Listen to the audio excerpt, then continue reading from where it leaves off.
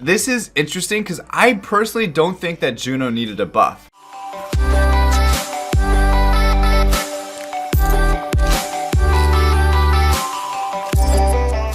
Hey, what's going on, guys? Welcome back. It's Claytano. Thank you so much for tuning in as always. And today's video, we're going to be talking about the brand new Monster Balance patch notes that just came out. And if you guys don't know already, I do give away one gift card every single video that I make. So make sure you guys are subscribing to the channel and also commenting down below to be entered in. And that's about it. So they just kind of dropped this out of nowhere. I wasn't expecting it, and I want to talk about it though for you guys to let you know, okay, is this monster super good now? Is this monster super bad? Is whatever else. You guys understand. We've been through balanced patch notes before. So let's just go right into it. Let's not waste any time. I'm going to go straight to the Fire Unicorns, the first one on the list, okay?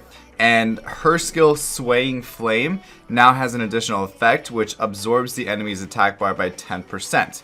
Okay, yes, the Fire Unicorn definitely needed a buff. This is, I believe, the second skill on the human form. It says it on the left-hand side right here. You can see human form. So, but yeah, so she definitely needed a buff. Whether this is enough or it still needs more, it's definitely hard to say, but it's something. It's something in the right direction. I don't have a Fire Unicorn personally to be able to test it out when it does come out, but I would say overall it's in the right direction. Absorbing the enemy's attack bar is better than just like decreasing it, so it gives her some attack bar. So it's almost like the dark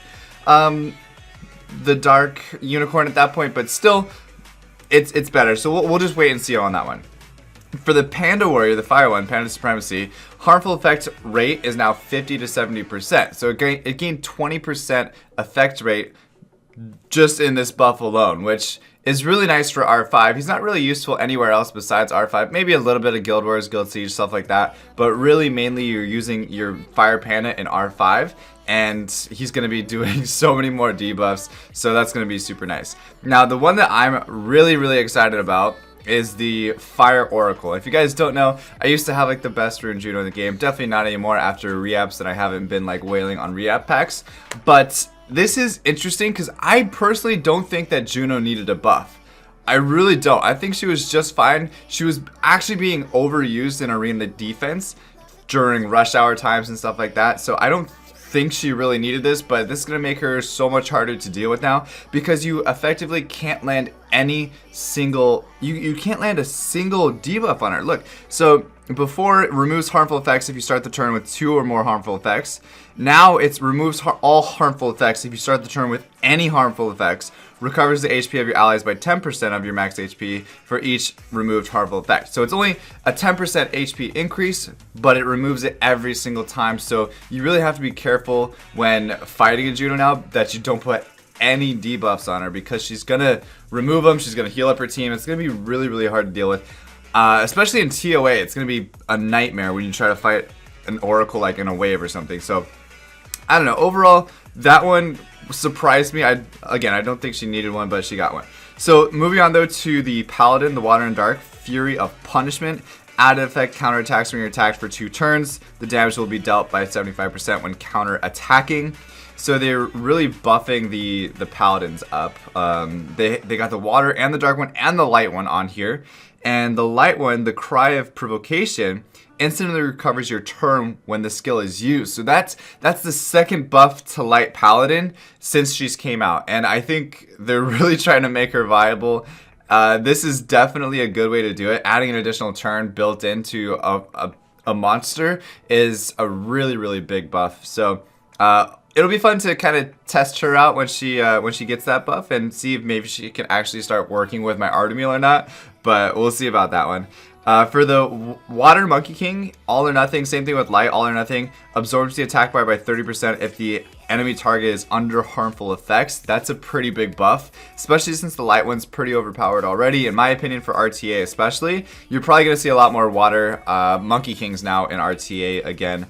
And then you have the Water one also got another buff. Beneficial effect rates are now being removed at 100% rate, which is pretty crazy. So it's gonna be removing your buffs. That's it. Now the other ones that I was excited about were the Phoenix ones though. It's the light and the dark both got a buff. So the light one basically it removes all the harmful effects and then it will decrease the enemy's defense for 1 turn as well. So removes all harmful beneficial effects of all enemies with holy fire, weakens the defense if you successfully remove the beneficial effects for 1 turn, and inflicts damage. So that one's super fun. I'm sure like the people with the LD Phoenixes are gonna have a little bit of a, you know, a celebration after they see this patch, because honestly they kind of needed it. I'm not gonna lie, they kind of needed it. They're LD Nat 5s, and I think they're gonna be happy with what's going on, because you can effectively strip buffs and land defense break and then go with like 3 damage dealers. So you can go like Zeros, Light Chicken, Alicia, and Toasty or something like that, and you probably don't even need attack buff because you have 3 damage dealers and a defense break and a cleanse. Like it's a lot of stuff. So a really nice cleave AO can come out of that. Aside from that, the Dark one now, basically his skill, the one that lands like the 3 dots and is really weak. Now it leaves a branding effect for 3 turns with the 50% chance when you attack the enemy. When you defeat an enemy during your turn, the enemy can't be revived during the battle, and the cooldown of Dark Nova will be decreased. So Dark Nova is the 2nd skill, and now this skill is a passive, so he's always landing branding. Always landing branding. That's so crazy. I think it's... And no matter what, if you kill this monster, he can't be revived. I actually think that's super sick. And it's gonna be scary to see all the people with Dark Phoenixes now like using them. And yeah, they're probably... I like it because the Dark one is like an anti-revive, and then the Fire one is like a revive. Yeah, I think it's cool. So anyway, there's that. I think that's an awesome buff for the Dark Phoenix. I don't think it's gonna be like something too scary for me to deal with, but definitely nice, especially for like even like I don't know, raids and stuff. It'll be nice to have that branding, kind of like Cadiz, right? And then you have the 9-tailed foxes. Nothing too crazy here. Instead of enchant, you instantly recover your turn no matter what. So I think the fire one's gonna be super good in Necro. Come to think of it now, the dark one obviously was the HOH, so you guys will be able to have a nice little buff on that one. And then recovers 100% of the damage dealt for the fire one. Like 100% of the damage dealt on Phantom Light, that's crazy.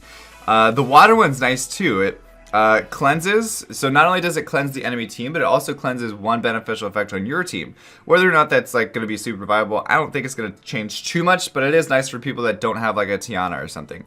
As far as Sweet Talk, increased damage, okay, people under harmful effects by 50%, decreases the cooldown by 1 turn for Reincarnate for the light one, and the assassins are okay.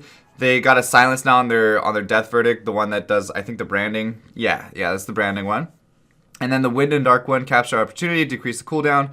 Everything else is kind of like cooldown reduction. The Brownie Magician whistle, the one that does the immunity, now has a chance to add another beneficial effect, whether it's increased attack, defense, attack speed on all your allies. So not only are you doing the immunity, but you're also doing the attack power, etc., etc. You guys understand.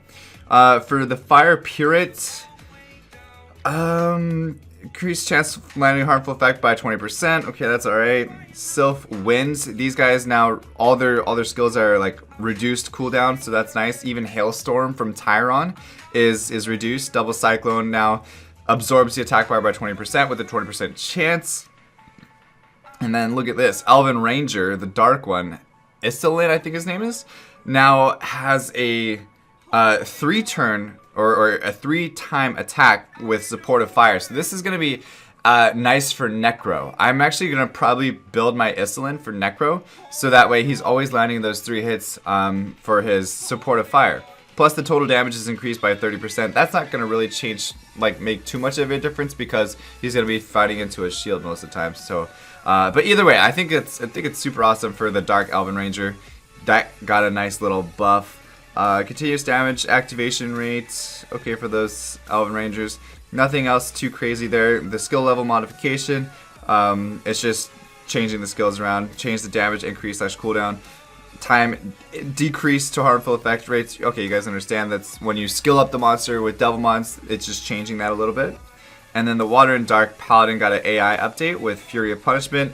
All modification, AI modification due to the added skill effects. So yeah, overall guys, I think the patch is good. I think it's actually a nice time frame between the last patch and this one. So if Comptos just keeps it up, I'll be super happy. I'm sure you guys are super happy as well. The only one I don't agree with was the Fire Oracle. But I mean, everybody's been saying that the Fire Oracle needed a buff for the whole longest time, and now she got one.